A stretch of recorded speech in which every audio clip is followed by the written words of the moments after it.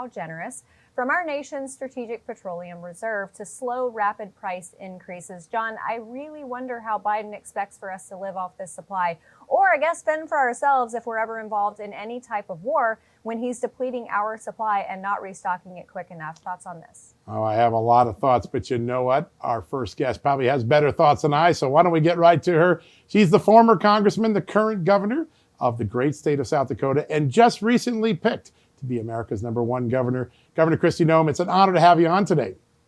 Oh, thank you, John and Amanda. It's great to be with you. You were talking about rising gas prices, and I don't know if there's another state that's hit harder when these prices rise. In South Dakota, it's pretty cold in the wintertime.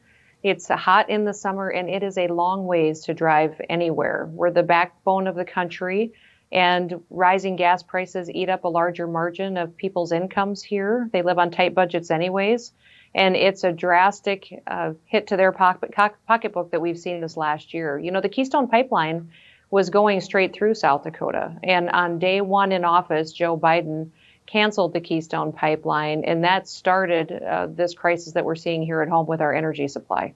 Yeah, no doubt. Governor, I want to ask you about the decision today by President Biden to basically drain the strategic petroleum reserves that President Trump had refilled. Used to be on armed services. You know a lot about national security. Is this a risky move in a moment where the world is aflame with war?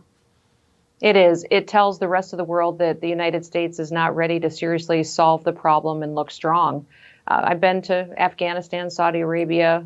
I've been to these countries in Europe where we get a lot of our energy supply. I visited with them and their national leaders. They know that an independent America is a strong America. An independent America that provides for its own energy supply is going to not be bullied by them and not strangled by them and what they provide for us.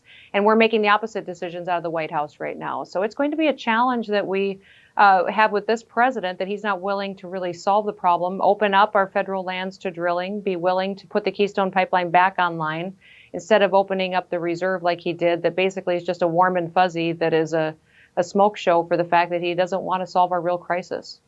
Yeah, and speaking of warm and fuzzy smoke shows, you recently vetoed a South Dakota bill requiring legislative review of federal spending. And I know that you were critical of this even before it went for approval at the state legislature. And you're always looking out for South Dakotans. What did you see wrong with this bill such that you vetoed it? Well, the bill that the legislature gave to me was going back and requiring us to duplicate our budgeting process while slowing down the federal dollars that go out into communities. It was giving one person, the Speaker of the House, the total control over what grants got funded and which ones didn't. And that's not what South Dakota does. South Dakota has always had a budgeting process that has allowed us to balance our budget for 133 years in a row. We are the most fiscally sound state. We have the fully funded pension fund, AAA credit rating. We do things right here. We paid down debt. We have no taxes except a 4.5-cent sales tax, and we have historic revenues. So our good conservative governorship has really benefited our people, and this bill would have tragically put all of the control for those federal dollars into one man's hands, and I just wasn't going to let it happen. Makes a lot of sense. I know, Governor, that you have always been about accountability, holding people to account, and it doesn't matter the party when accountability is called for. You call for it. South Dakota House panel has decided against impeaching your state's attorney general, who was involved in a fatal car accident. What's your reaction to that decision?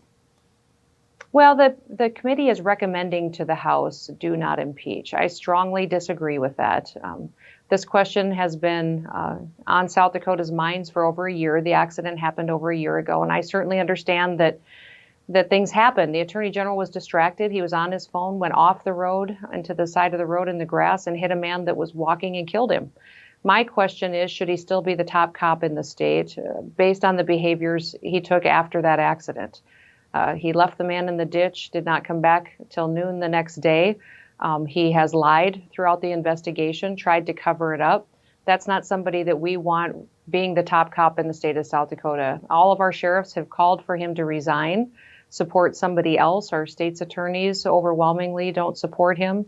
Very difficult for an attorney general to do their job with that kind of an environment, and I believe that he should be impeached and removed from his office since he doesn't have the common sense to do so himself. Governor, you will be heading to the state where I live, and you're speaking at the Reagan Library next Wednesday Following in the steps of some other notable speakers, Mike Pompeo, Tom Cotton, Mike Pence, are you going to be announcing anything?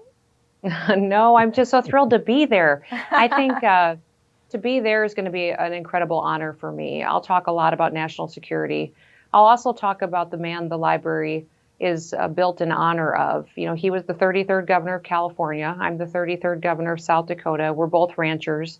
We both love the land, and we both felt like being at our home was a retreat from a lot of the craziness that happens in government and politics, but recognize that this country needs leaders who serve and want to serve with honor in a way that truly does restore America's greatness. So we have a unique opportunity here as Republicans and as conservatives. That's what they've asked me to speak about is what does the Republican Party need to do? What should we stand for?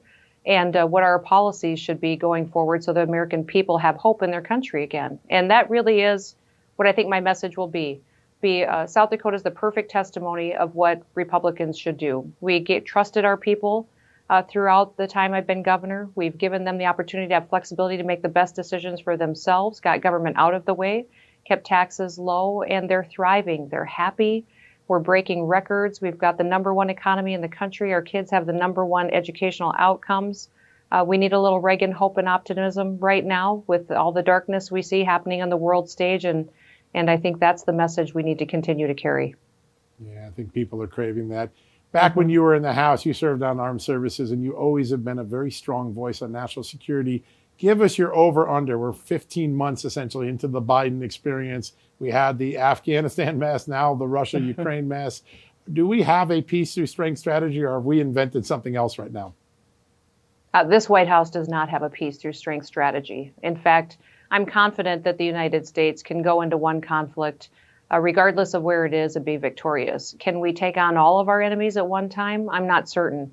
And with him looking this weak, I think China's feeling emboldened, Russia is feeling emboldened, Iran, North Korea, and that's what concerns me. I think when you look specifically at Russia, I see the people of Russia even pushing back on the actions that Putin is taking. So I think he is dangerously close to having his own civil war in that country, and that we'll have to continue to watch this and monitor it. But this White House needs a complete reversal on its stance when it comes to foreign policy. We need to continue to invest in our military, do the opposite of what he has done here in his budget that he released, and make sure that we're out there being strong with our enemies, defining who they are clearly, and knowing that we will back up our allies every day of the week. Yeah, Governor, I think a lot of Americans and South Dakotans feel like there needs to be a reversal on a lot of things that are coming from this White House. But I want to bring this conversation full circle. We've just got a couple minutes left and come back to energy, because you talked about something at the beginning of the block about the extreme cold and the extreme hot temperatures, the climate there in South Dakota. And we're about to be, we're creeping up on summer where temperatures are going to go up. People want to go on vacation, but it's also planting season, so fuel is going to become more of a necessity for a lot of people. I don't see any way out of this crisis considering the energy policies that this administration has implemented. Going into midterms this fall, following a summer where people are going to need fuel, but it'll be very expensive, how badly is that going to affect Democrats in the midterms? It will affect them tragically. It will be very much a weight around their neck when they go into this election cycle, because it hits every single family. Even just our farmers here in South Dakota, the prices have increased so dramatically in the last 18 months that it's $5,000 a week of an increase over last year just to fuel their big four-wheel drive tractors that they use to dig and prepare their land for planting. You add that onto food costs, it's not going to just be a hit on gas prices. It's going to be a hit on their grocery bill. It's going to be a hit on everything else that they go out and purchase for their family. They're going to have less money. They're going to be able to travel less. That shrinks the economy, and people will feel it at home. So that's the challenge that we have. And I don't know how Democrats ever message their way out of this to have a positive election cycle. Republicans just need to tell the stories of states that were led by Republican governors and how much better those families are doing there. It's conservative policies, and especially economic policies, that are making all the difference in the world for those families. Yeah, that is so true, Governor. Governor, we're so grateful for your time today. We love watching what South Dakota does and sharing that story with the country. It's really great. Well, come see us. It's warming up. All right. That sounds like a plan. Folks, stick around. We'll be right back after this commercial break with a lot more news and some great interviews as well.